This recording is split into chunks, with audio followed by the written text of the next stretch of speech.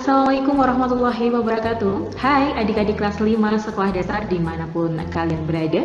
Berjumpa lagi dengan Bu Khairul Fadi di sini yang akan menemani kalian belajar di tema yang kedua, tema 1 pembelajaran yang pertama mengenai cara tubuh mengolah udara bersih.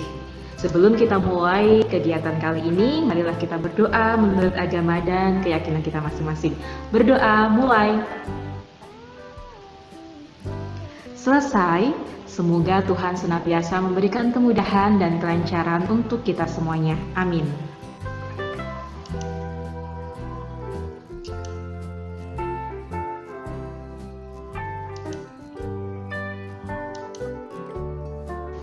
Nah, adik-adik semuanya, sudah dibuka belum nih buku siswa tema 2-nya? Di halaman yang pertama, kalian pasti akan menemukan gambar ini, ya kan? Sekarang coba perhatikan gambar ini. Kira-kira di dalam gambar ini pasti adik-adik menemukan beberapa makhluk hidup, ya kan? Yuk, coba dicari dulu.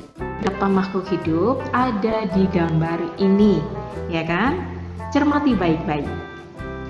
Wah, luar biasa sekali, semangatnya luar biasa. Adik-adik, yuk Bu Khairul bantu menemukan makhluk hidup apa saja yang ada di gambar tersebut. Apakah adik-adik menemukan bebek? Atau mungkin adik-adik juga menemukan ayam? Apakah di antara kalian juga ada yang menemukan kambing? Lalu ada lagi tumbuhan. Dan yang satu lagi pasti adik-adik menemukan manusia. Betul sekali. Beberapa gambar ini memiliki kesamaan, yaitu sama-sama makhluk hidup. Pasti masih ingat kan ya, materi di kelas 4 tentang ciri makhluk hidup? Salah satunya adalah bernafas. Apakah adik bernafas saat ini? Coba, mari kita hirup udara bersama-sama. Lepaskan, ya segar sekali ya, alhamdulillah kita masih bisa bernafas. Itu artinya kita masih sehat adik-adik semuanya. Harus banyak bersyukur.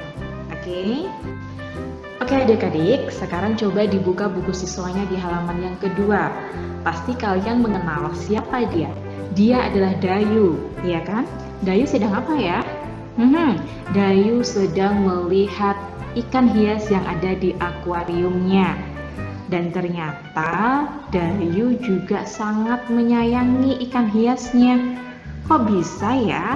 Yuk kita lihat cerita dari ikan hias si Dayu ini.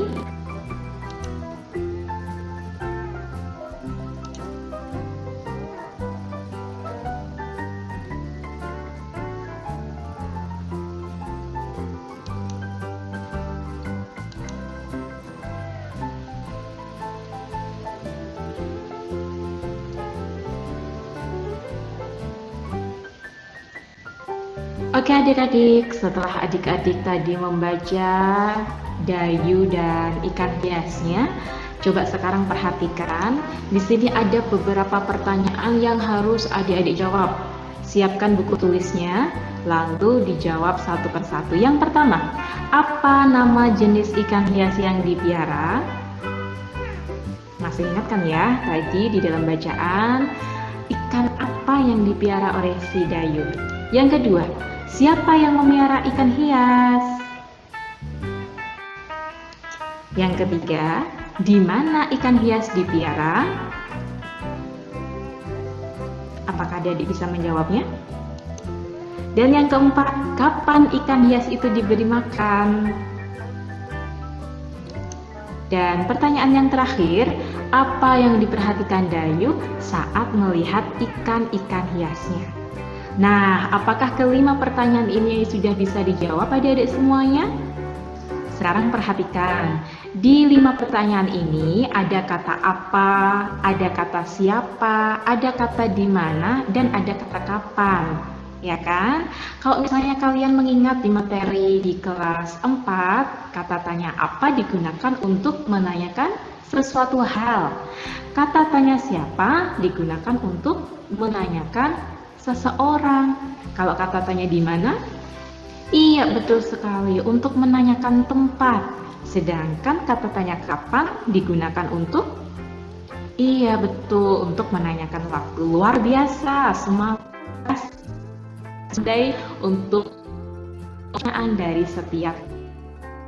Nah, adik-adik semuanya, kalau tadi adik-adik mengingat apa yang diperhatikan Dayus saat melihat ikan ya? Baik adik-adik semuanya, tadi saat adik-adik melihat Dayu yang merawat ikan hiasnya, Dayu bertanya-tanya, kenapa ya ikan hiasnya membuka dan menutup mulutnya seperti itu? Yap, ikan hias milik Dayu ternyata juga bernafas, sama halnya seperti manusia. Nah, kalau ikan hias si Dayu ini tadi bernafas dengan membuka dan menutup mulut, jika diperhatikan lebih dalam, ada di bagian samping kanan kiri kepalanya, ada sesuatu yang bergerak bergantian saat mulutnya juga membuka dan menutup. Nah, saat itulah si ikan ini sedang bernafas. Apakah adik-adik mau tahu hewan-hewan yang lain bernafasnya bagaimana ya? Oke, yuk kita simak pembelajaran selanjutnya. Oke adik-adik, yang pertama cacing tanah.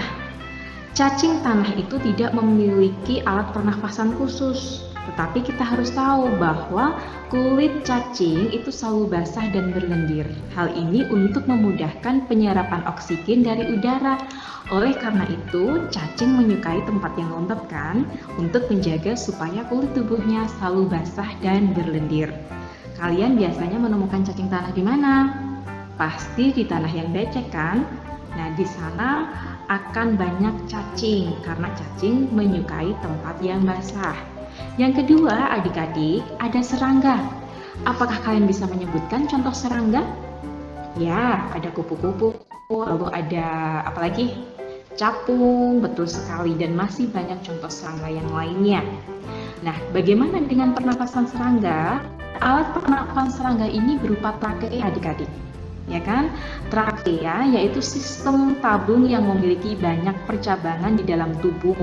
Jadi percabangan trakea ini disebut trakeola, ya. Nah, trakea ini mengedarkan oksigen langsung ke semua sel tubuh dan organ serta menyerap karbon dioksida dari semua sel tubuh untuk dibuang. Nah, ini adalah gambar dari serangga, ada tawon, ya kan? Kalian pasti pernah kan melihat. Jadi semua jenis serangga itu bernafas dengan trakea. Yang selanjutnya adik-adik ada ikan yang tadi sudah kita bahas. Alat pernapasan ikan adalah insang. Adik-adik, ada beberapa ikan yang hidupnya di air keruh. Nah, air keruh di sini kan jarang sekali dengan oksigen. Maka Tuhan menciptakan ikan yang hidupnya di air keruh itu dengan menciptakan labirin yang berfungsi untuk menampung oksigen agar tidak kekurangan oksigen. Luar biasa sekali kan? Lalu yang berikutnya adik-adik ada amfibi. Amfibi adalah hewan yang bisa hidup di dua tempat, bisa di darat dan juga bisa di air. Contohnya adalah katak, ya kan? Lalu bagaimana pernapasan si katak ini? Ternyata adik-adik, saat masih berupa kecebong, katak ini hidup di dalam air dan bernapas, ya kan?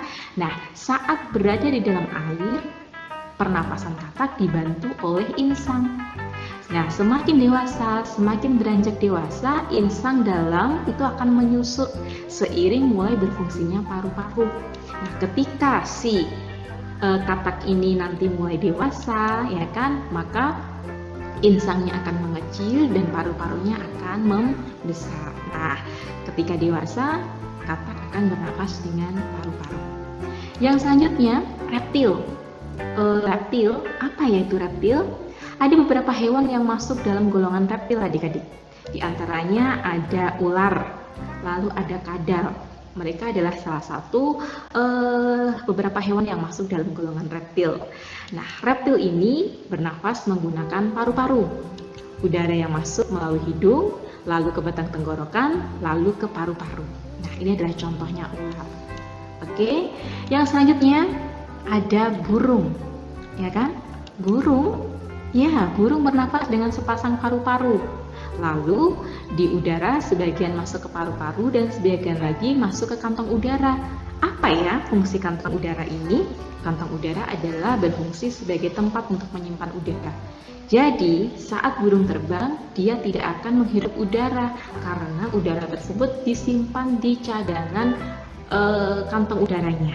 Cukup untuk melakukan perjalanan ketika burung-burung tersebut terbang. Nah, ini adalah contoh gambaran tentang kondisi paru-paru dan kondisi kantong udara yang sangat berfungsi bagi burung saat terbang. Dan yang terakhir adik-adik, tentang pernapasan mamalia. Mamalia adalah jenis hewan yang menyusui anaknya. Ada dua jenis mamalia loh, ada mamalia darat dan ada mamalia air. Alat pernapasannya apa ya? Alat pernapasannya berupa hidung, tenggorokan, batang tenggorok, dan juga paru-paru. Di sini ada contoh gambar kuda yang pernapasannya menggunakan hidung, paru-paru, tenggorokan, ya kan? Komplit. Oke adik-adik, apakah sampai di sini sudah jelas tentang organ-organ pernapasan hewan? Kalau adik-adik sudah jelas, untuk memperdalam materi tentang organ pernapasan hewan, kita latihan soal dulu ya. Disiapkan bukunya lagi, lalu silakan menjawab pertanyaan berikut ini.